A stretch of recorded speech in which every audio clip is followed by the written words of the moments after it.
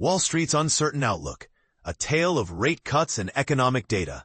The U.S. stock market closed on a downbeat note on Thursday, with the S&P 500 sectors mostly in the red.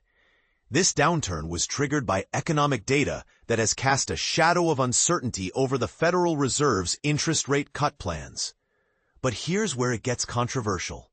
The very data that should provide clarity is now causing confusion. Initial jobless claims, a key indicator, dropped to a seasonally adjusted 218,000 for the week ending September 20th.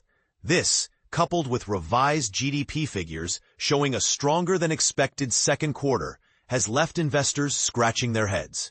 Peter Tuzz, president of Chase Investment Counsel, sums it up. The economic data calls into question how much the Fed may cut rates again. Adding to the mix, Chicago Fed President Austin Goolsbee expressed unease about rapid rate cuts, citing inflation risks.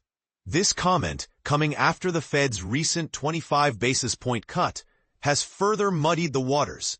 Investor expectations for another cut in October have softened, now standing at 83.4%. Most S&P 500 sectors ended lower, but the energy and technology sectors bucked the trend. Energy gained 0.9%, and technology eked out a 0.03% increase, with Intel shares jumping 8.9% on news of potential manufacturing investments or partnerships with Taiwan Semiconductor Manufacturing Company. The Dow Jones Industrial Average fell 0.38%. The S&P 500 lost 0.50%, and the Nasdaq Composite dropped 0.50%. CarMax shares took a hit, falling over 20% after reporting lower second-quarter profits. Accenture shares also declined, despite reporting revenue above expectations.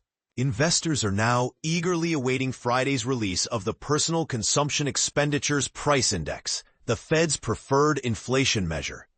With valuations considered high after a series of record-high market runs, investors are keen to hear from more companies about their quarterly results. Rick Meckler, partner at Cherry Lane Investments, notes that, historically, we're certainly at the high end of valuations. He adds, one big positive is it seems like the government is going to let big tech get bigger.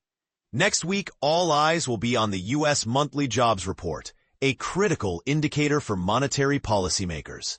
The Fed's Jerome Powell has reiterated the need to balance inflation concerns with a weakening job market in upcoming rate decisions. The divide among policymakers is evident, with Stephen Moran, President Trump's recent Fed appointee, pushing for accelerated policy easing.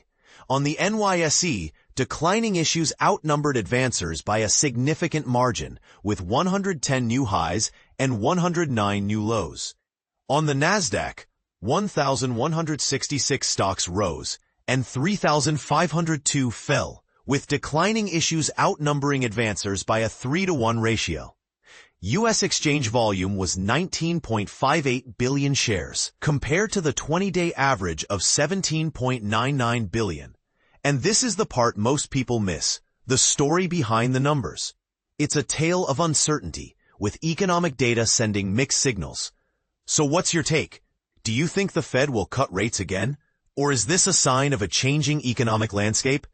Let's discuss in the comments.